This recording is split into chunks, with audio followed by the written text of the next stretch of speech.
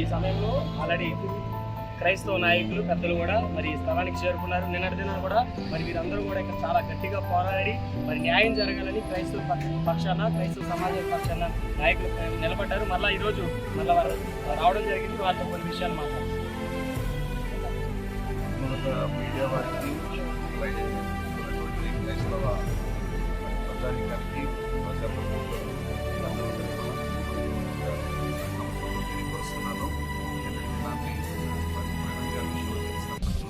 అలాగే చాలామంది నాయకులను అందిస్తున్నారు.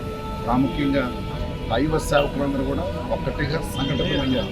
ప్రవీణ్ పర్వాలు చెప్తున్నాను, ఆయన బ్రతుకుండగా వాక్యం ద్వారా ప్రజలను కదిలించారు. ఆయన మరణం కూడా యావత్ క్రైస్తవ ప్రపంచాన్ని కదిలించారు. సో ఇప్పుడు ఎదురు చూస్తూ ఉన్నాం, వసతులని ఎదురు చూస్తూ ఉన్నాం. కొంతమంది పెద్దలు కూడా పాల్గొన్నారు. ఆల్రెడీ చాలామంది రాష్ట్ర నాయకులు, జిల్లా నాయకులు, అలాగే క్రైస్తవ వక్తలు స్థలాల్లో ఉన్నారు. ప్రస్తుతం ఏం జరగబోతుందనేది మనం కూడా ఉత్కంఠంగా ఎదురు చూస్తాం. Thank you. మరి గడిచిన రాత్రి నుంచి అంటే ఇక్కడి నుంచి వెళ్ళిన దగ్గర నుంచి చాలామంది కొన్ని వీడియోస్ ద్వారా సోషల్ మీడియాలో ప్రమోట్ చేస్తున్నారు. ఇది ఖచ్చితంగా యాక్సిడెంటే, ఇలాంటిది ఏమీ లేదు. లేదంటే కొంతమంది మతోన్మాదులు అయితే ఆల్రెడీ క్రిస్టియన్ న్యూస్ ఛానల్స్లోనో లేదంటే టెలికాస్ట్ చేస్తున్న వాటిలోనే ఇది మంచి జరిగిందని చెప్పి చాలా సంబరాలు చేసుకున్నటువంటి పరిస్థితులు కనబడుతున్నాయి. వారి గురించి వారు చేస్తున్న కామెంట్స్ గురించి సోషల్ మీడియాలో జరుగుతున్న ఈ విధమైన దాడుల గురించి మీరు ఈ యొక్క మాటలు తెలియజేయాలని ఆశపడుతున్నాను. టోల్గేట్లో రావడానికి ముందే ఆయన బైక్ వరకు ఏమన్నా యాక్సిడెంట్ జరిగిందా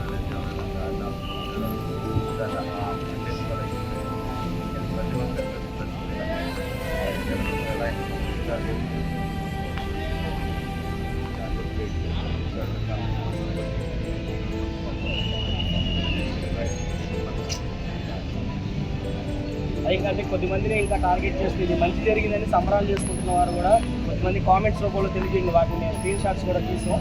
మరి చాలామంది వీటిని కూడా క్రైస్తవులు కూడా వీటిని ఖండిస్తూ మాట్లాడుతూ ఉన్నారు. ఎవరైనా వాళ్ళు అలా మాట్లాడుతున్నారు.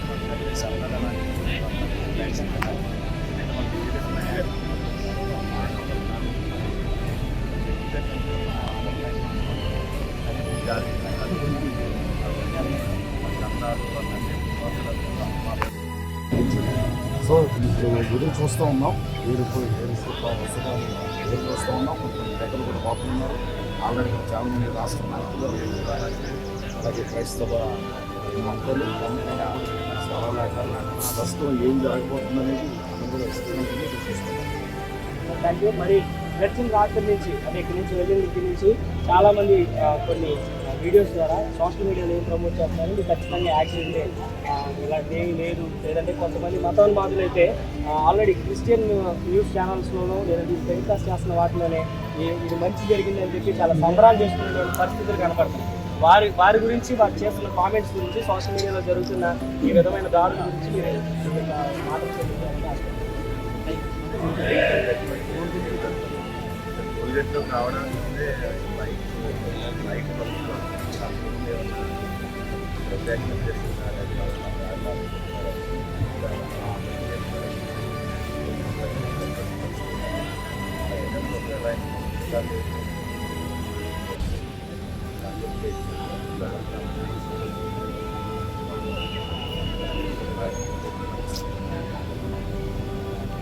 అంటే కొద్దిమందిని ఇంకా టార్గెట్ చేస్తుంది. మంచి జరిగిందని సంబరాలు చేసుకుంటున్న వారు కూడా కొంతమంది కామెంట్స్ రూపంలో తెలియజేయండి. వాటిని నేను స్క్రీన్ షాట్స్ కూడా తీసాం. మరి చాలామంది వీటిని కూడా క్రైస్తవులు కూడా వీటిని ఖండిస్తూ మాట్లాడుతూ ఉన్నారు. ఎవరైనా వాళ్ళు అలా మాట్లాడుతున్నారు.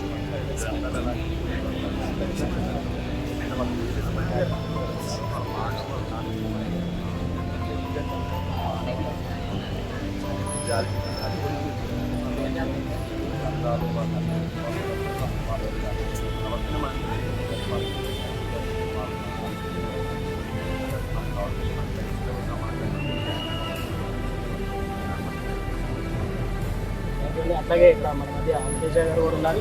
వారు కూడా మరి ఘటనపై స్పందించాలని సో జరిగినటువంటి సంఘటన తెలిసిన వెంటనే తెలంగాణ నుంచి మరి ఈ ప్రాంతానికి రావడం జరిగింది. సో నిన్నటి నుంచి మన గేమ్స్ బ్రదర్ వీళ్ళందరూ కూడా నాయకులు వీళ్ళందరూ కూడా ఇక్కడ వెళ్ళి మరి ఎంతగానో కృషి చేస్తున్నారు. సో నేను ఆశపడేది ఒకటే, ఇకనైనా క్రైస్తవ సమాజం అంతా ఏకం కావాల్సినటువంటి సమయం ఆసన్నమైంది కనుక మనమందరం కూడా 2 తెలుగు రాష్ట్రాల్లో ఉన్న సేవకులు క్రైస్తవులు ప్రతి ఒక్కరం కూడా ఏకం అవ్వాలని నేను మనస్ఫూర్తిగా కోరుకుంటున్నాను. సో రిపోర్ట్స్ ఏదైతే వస్తాయో దాని తర్వాత ఫర్దర్గా మనం మాట్లాడాలి. మరిగా జరగవలసినటువంటి ఎలాంటి విషయాలు కూడా ఇక్కడ ఉన్నటువంటి క్రైస్తవ సమాజానికి విధమైనటువంటి తీసుకోలేదు. సో ఇంతకుముందు ఎన్నో వందల కంప్లైంట్స్ మరి ఆల్రెడీ స్టేట్ తరపున ఏ విధమైనటువంటి యాక్షన్ తీసుకోలేదు. మరి ఇలాంటి యాక్షన్ తీసుకోవడానికి కారణం ప్రభుత్వం నుంచి వారు ఏదైనా ఒత్తిళ్ళు ఉన్నాయా? మరి అలాంటి ఒత్తిళ్ళు ఉన్నప్పుడు అలాంటి కంప్లైంట్స్ విషయంలో ఏ విధమైన రెస్పాన్స్ లేనప్పుడు మరి ఇలాంటి సంఘటన జరిగినప్పుడు దీని మీద కూడా ఏదో న్యాయం జరగదు అని నాకు అనిపిస్తున్నది ఏ విషయంలో కూడా. ఎందుకొరకనంటే అసలు పోలీసు వ్యవస్థ వారు ఆ జరిగినటువంటి యాక్సిడెంట్ స్పాట్లో ఏ విధమైనటువంటి ఆధారాలు కానీ దాని విషయంలో తీసుకోవాల్సినటువంటి కేర్ కానీ కనీసం అక్కడ ఒక కానిస్టేబుల్ పెట్టి అక్కడ ఏం జరిగింది అనేటువంటి విషయం గురించి ఏ మాత్రమూ కూడా అక్కడ పట్టించుకోలేదు. సో ఇంత కేర్లెస్గా ఉన్నారు అని అంటే సో దీన్ని మాఫీ చేయాలనేటువంటి ఉద్దేశంతో వీళ్ళు ముందుగానే ఆ విధమైనటువంటి ఆలోచనతో ముందుకు వెళ్ళారా? అసలు ఈ యాక్సిడెంట్ జరిగిందనేటువంటి ఫస్ట్ చెప్పినటువంటి పర్సన్ ఎవరు, అసలు ఎవరు ఫోన్ చేశారు, ఎవరు చెప్పారు వాళ్ళు, యాక్సిడెంట్ జరిగిన తర్వాత ఎన్ని గంటలకి ఇది జరిగింది, ఈ విషయాలంతా కూడా ఎవరు క్రైస్తవ సమాజానికి పోలీసు కూడా నోరింపు చెప్పలేదు. రెండవది ఏంటంటే ఇప్పటి వరకు కూడా ప్రభుత్వం నుంచి ప్రతినిధిగా ఒక్కరు కూడా రాలేదు. అంటే క్రైస్తవంలో ఉన్నటువంటి వారు ప్రతినిధులు కాదా? ఒకసారి వాళ్ళు చెప్పాలి. ఒక ఎమ్మెల్యే కానీ ఒక ఎంపీ కానీ క్రైస్తవం ఇక్కడున్నటువంటి ఇక్కడున్నటువంటి ఏ విధమైనటువంటి ప్రతినిధి ప్రభుత్వం నుంచి వచ్చి లేదు మేము చేస్తాము అని ఈరోజు రాలేదు. ఇప్పుడు ప్రభుత్వ ప్రతినిధులు వచ్చినప్పుడే కదా మీడియా వారు కానీ లేదంటే మిగిలినటువంటి న్యూస్ ఛానల్స్ వారు వచ్చి మాట్లాడేది. ఈరోజు ప్రతినిధులు రావట్లేదు అని అంటే ఈరోజు ప్రతినిధులు పోలీసు వ్యవస్థ వెనకుండి పనిచేస్తున్నారా? సో ఇన్ని అనుమానాలు ఈరోజు క్రైస్తవ్యంలో ఉన్నాయి. ఇంకా లేదు, ఇంకా ఇలాగే ఉంటుంది అనేటువంటి ఒకవేళ భావన అనేది అందరికీ కూడా అనిపిస్తున్నారు. ఇప్పుడు డెడ్ బాడీ ఇక్కడ నుంచి కానీ ఒక్కసారి కదిలింది అని అంటే ఈ విషయంలో ఏ విధమైనటువంటి ముందుకు వెళ్ళవలసినటువంటి ఏమీ ఉండదు. డెడ్ బాడీ ఇక్కడ ఉండగానే అసలు పోలీసు వారు ప్రాథమికమైనటువంటి విషయాలు ఇది ఏం జరిగింది అనేటువంటి విషయాలు కొంతైనా మాకు వాళ్ళు ముందుగా చెప్పాలి. అసలు ముందు టోల్ గేట్ దగ్గర ఎందుకు లైట్ వెలగలేదు? ఆయన బండి తోలడంలో ఎవరో వెనకాల నుంచి బలంగా కుట్టేస్తే ఆ వ్యక్తి తప్పించుకోవడానికి వచ్చినప్పుడు ఎలాగైతే నడుపుతూ ఉంటాడో ఇలాగ కనిపించినట్టుగా అలా కనిపిస్తున్నది అవంతా కూడా. ఒకవేళ అంతకుముందు టోల్ గేట్ దగ్గరే లైట్ ఆగిపోయిందా, లేదంటే కొవ్వూరు టోల్ గేట్ దగ్గర లైట్ ఆగిపోయిందా, ఒకవేళ అక్కడ స్పాట్ దగ్గరకు వచ్చిన తర్వాత ఒకవేళ యాక్సిడెంట్ అవుతుంది అక్కడ డూమ్ అనేటువంటిది పగిలిపోయిన అద్దాలు ఉన్నాయా? ఒకవేళ ఆయన స్పాట్లో ఫ్రంట్గా పడిపోతే ఆయన స్పెడ్స్ బాగానే ఉన్నది, అక్కడ చాలా సేఫ్టీగా ఉన్నది. ఆయన మాస్క్ బ్లడ్ లేదు, మరి మాస్క్ పీకేసినట్టుగా ఉంది. మాస్క్ ఎవరు పీకారు? పోలీసు వారు తీశారా? నెక్స్ట్ ఏంటంటే స్పాట్ పడినటువంటి బడి దగ్గర అది యాజ్ ఇట్ ఈస్ పొజిషన్లో ఉండాలి. ఆ పొజిషన్లో ఉండకుండా స్టాండ్ వేశారు. స్టాండ్ వేసింది ఎవరో పోలీసు వారు వేశారా? లేదు అని అంటే ఆ తాళం ఆల్రెడీ ఆఫ్ చేశారు. తాళం ఎందుకు ఆఫ్ చేశారు? ఎందుకంటే యాక్సిడెంట్ అయినప్పుడు అది ఏ స్పాట్లో అది ఎంత స్పీడ్లో యాక్సిడెంట్ అయిందో రీడింగ్ ఫుల్గా రాకపోతుంది ఆటోమేటిక్గా. సో ఎంత స్పీడ్లో అతను డ్రైవ్ చేస్తున్నాడో, సో ఎంత ఒకవేళ ఎవరైనా బలంగా వెనకాల నుంచి గుద్దితే ఆ స్పీడ్లో ఎంత స్పీడ్లో యాక్సిడెంట్ జరిగింది, ఇవన్నీ కూడా ప్రాథమికమైనటువంటి అంశాలు ఆధారాలు అన్నీ కూడా పోలీసు వారు చెప్పాలి. ఇంతవరకు ఏ విధమైనటువంటి ఇన్ఫర్మేషన్ వారు ముందుకు వచ్చి చెప్పలేదు. ఈ విషయంలో మేము న్యాయం కోరుతున్నాం. వారు ముందుకు వచ్చి మాట్లాడాలి ఏం జరిగింది అనేది, కనీసం వారికి ఏం దొరికే చెప్పాలి. లేదంటే ఆ విషయంలో మేము ఇన్వెస్టిగేషన్ చేయలేదు ప్రాథమికంగానే విషయమైనా చెప్పానండి. దీన్ని బట్టి మాకు అర్థమవుతుంది. సో దయచేసి అంతా కూడా క్రైస్తవ సమాజం గమనించాలని ప్రేమతో తెలియజేస్తూ ఉన్నాం. మధ్యాహ్నం వరకు కూడా ఇలా యాక్సిడెంట్ అవ్వగానే సబ్జెక్ట్ క్రియేట్ చేశాం. అయితే పరిస్థితులను బట్టి మేము అందరం ఖండించడం అడగడం జరిగింది. అయితే కుటుంబ సభ్యులు వచ్చే వరకు కూడా కంప్లైంట్ తీసుకోమని చెప్పారు. కుటుంబ సభ్యులు వచ్చిన తర్వాత కంప్లైంట్ రాత్రి 10 గంటలకి కంప్లైంట్ ఇవ్వడం జరిగింది. దాన్ని బట్టి ఇన్వెస్టిగేషన్ చేస్తామన్నారు.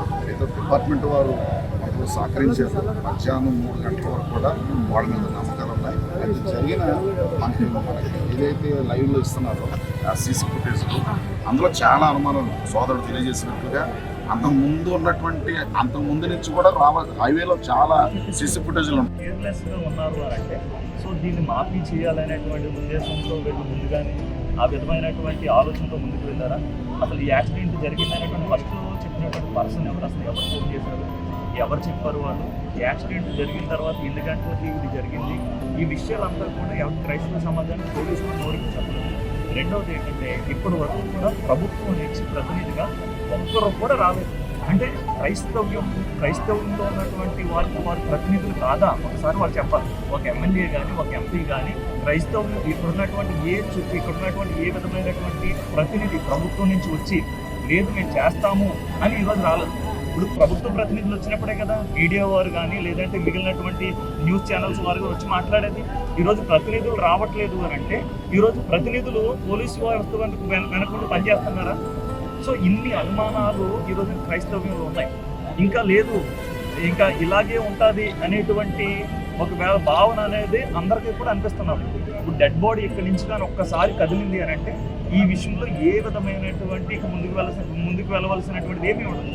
డెడ్ బాడీ ఇక్కడ ఉండగానే అసలు పోలీసు వారు ప్రాథమికమైనటువంటి విషయాలు, ఇది ఏం జరిగింది అనేటువంటి విషయాలు కొంతైనా మాకు వాళ్ళు ముందుకు చెప్పాలి.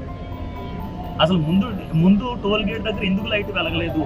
ఆయన బండి తోలడంలో ఎవరో వెనకాల నుంచి బలంగా కుట్టేస్తే ఆ వ్యక్తి తప్పించుకోవడానికి వచ్చినప్పుడు ఎలాగైతే నడుపుతూ ఉంటాడో ఇలాగ కనిపించినట్టుగా అలా కనిపిస్తున్నది అవంతా కూడా. ఒకవేళ అంతకుముందు టోల్ గేట్ దగ్గరే లైట్ ఆగిపోయిందా, లేదంటే కొవ్వూరు టోల్ గేట్ దగ్గర లైట్ ఆగిపోయిందా? ఒకవేళ అక్కడ స్పాట్ దగ్గరికి వచ్చిన తర్వాత ఒకవేళ యాక్సిడెంట్ అవుతే అక్కడ డూమ్ అనేటువంటిది పగిలిపోయి అద్దాలు ఉన్నాయా? ఒకవేళ ఆయన స్పాట్లో ఫ్రంట్గా పడిపోతే ఆయన స్పెడ్స్ బాగానే ఉన్నది, అక్కడ చాలా సేఫ్టీగా ఉన్నది.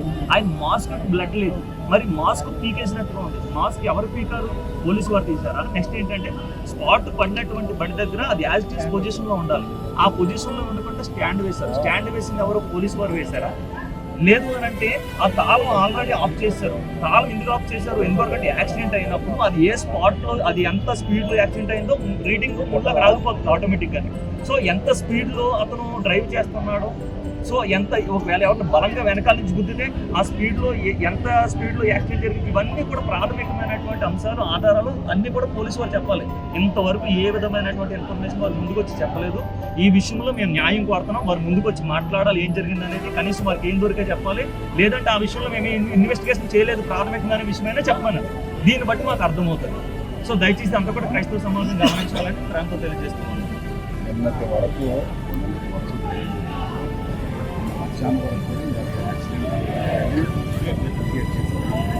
అయితే పరిస్థితిని బట్టి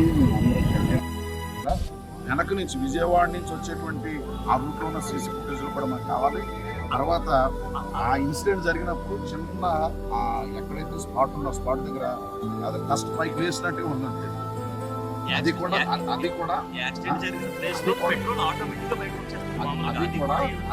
బండికి ఏ రకమైనటువంటి గీతలు కానీ బండికి ఏ రకమైనటువంటి కనీసం యాక్సిడెంట్ జరిగినట్టుగా ఆనవాళ్ళు కానీ అక్కడ లేవు. మనిషి కూడా బాడీ అంతా బాగుంది, కేవలం ముఖం మీదే, అది కూడా హెల్మెట్ ఉంది. ఇవన్నీ అనుమానాలకే దారి తీసాయి. సో కనుక అవన్నీ కూడా పోలీసు వారు వచ్చి ముందుకు చెప్తే బాగుంటుంది. మాకు అన్ని కూడా అనుమానాలు ఉన్నాయి ప్రతి విషయంలో. మాకు క్లియర్ చేస్తే, మాకు ఈ డౌట్లు అన్నీ కూడా క్లియర్ చేస్తే మేము కొంచెం నెమ్మదిగా ఉండగలుగుతాం ఈ విషయంలో. జేమ్స్ గారు, మీరు ఆల్రెడీ నిన్నటి నుంచి పోలీసులతో చాలా మాట్లాడారు, చాలా విషయాలు చర్చించారు, చాలా విషయాలు కూడా బయటకు తెలియజేశారు. మరి నిన్నటి దినం నుంచి పోలీసులు వారు ప్రవర్తిస్తున్న విధానంపై కానీ ఇన్వెస్టిగేషన్ చేస్తున్న విధానంలో కానీ ఏదైనా వారి మీద ప్రెజర్ ఉన్నట్టుగా మీరు గమనించారా? వారు చేస్తున్న తీరు ఆల్రెడీ మీకు డిపార్ట్మెంట్లో కొంత అనుభవం ఉంది, వారు చేసింది కరెక్ట్ అయిన ప్రొసీజర్ అని మీరు భావిస్తున్నారు? అంటే జనరల్గా అది first of all unknown body కింద చూసారు, ఎవరో అన్నోన్ బాడీ. అది కూడా నైట్ ఇప్పుడు యాక్సిడెంట్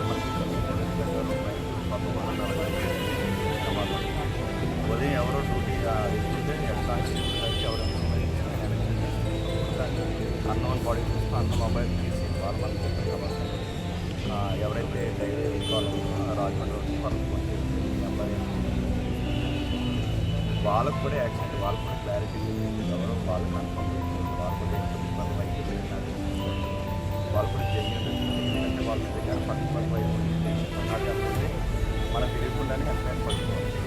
యాక్సిడెంట్ అయితే అది ఎవరైతే రిపోర్ట్ ఇస్తారో ఆ రిపోర్ట్ ఇచ్చిన తర్వాతే వాళ్ళు మనకు వాళ్ళ మనిషి అనుకుంటున్నాను. ఒకవేళ ఏమైనా ఇక్కడ నుంచి ఏమైనా ప్రాబ్లమ్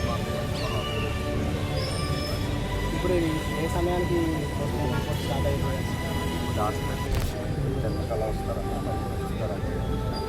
పూర్తయ్యే టైంకి ఏ సమయం ఉందో అన్న రిపోర్ట్ వచ్చింది అవగాహన.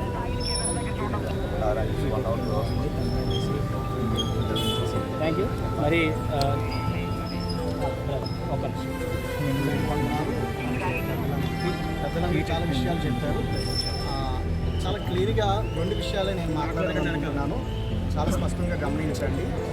రీసెంట్గా చిలకలూరి ఒక టెంపుల్లో ఒక పంతులు గారి మీద దాడి జరిగింది. అది వాళ్ళ వర్గానికి సంబంధించిన వాళ్ళు దాడి చేశారనే విషయం తెలిసింది. ఆ దాడి జరిగిన తర్వాత ప్రభుత్వాలు ఎలా స్పందించాయో చాలామంది లైవ్లో మనం చూసాం, మనం కూడా స్పందించాం. ఎవరి మీద దాడి జరిగినా అది అన్యాయమే, అది చేయకూడదు. అయితే ఇప్పుడు ఒక దైవజనుడిని దాడి కాదు చంపేశారు అన్నట్లుగానే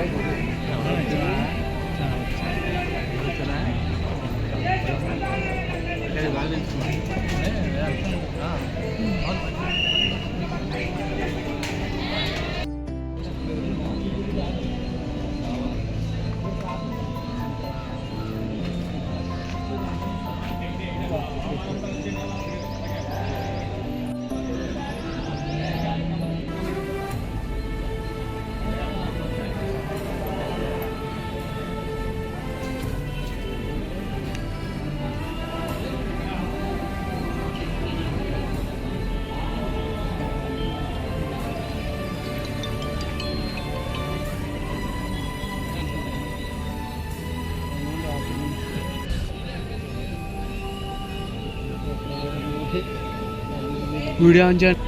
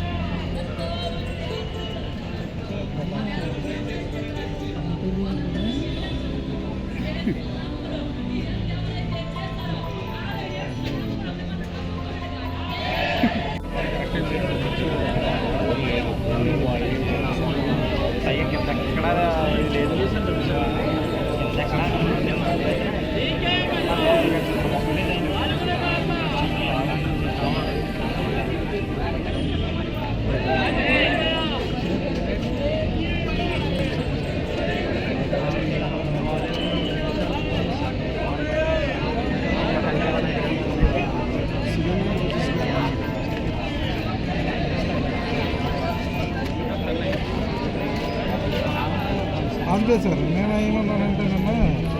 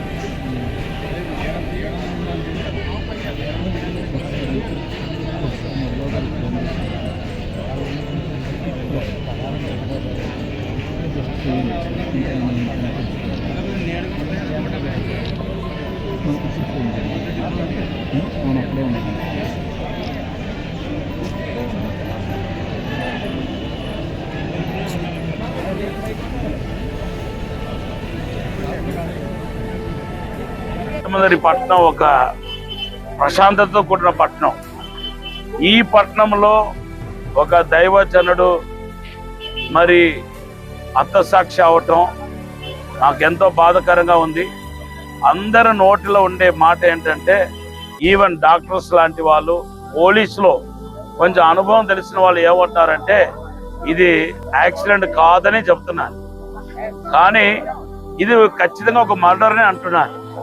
అక్కడ కనబడే దృశ్యాలని ఇది మర్డర్ అని తెలియపరుస్తారు. లేకపోతే ఇది యాక్సిడెంట్ అని పోలీసు తెలియడానికి ఎంత టైం పడతాయి? ఒక యాక్సిడెంట్ అంటే ఈజీగా చెప్పేస్తారు, ఇది యాక్సిడెంట్ అని ఏ చిన్న కానిస్టేబుల్ అయినా చెప్పేస్తారు.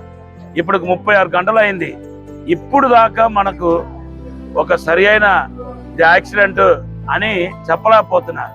అలా నానిస్తా ఉన్నారు. చూద్దాం, మా పక్షంగా దేవుడు ఉన్నాడు, ప్రజలు ఉన్నాం, నాయకులందరూ ఐకమత్యం అయ్యాము. కాబట్టి ఇంకా ఆ మనుషులు ఏం చేయలేరు, రాజకీయ నాయకులు ఏం చేయలేరు, ఈవెన్ సాతాను కూడా ఏమి చేయలేరు. ఖచ్చితంగా దేవుడు మా పక్షంగా ఉన్నాడు, న్యాయం జరగబోతున్నాయి. మేము ఎవరో ఈ లోకానికి మేము చూపించబోతున్నాం.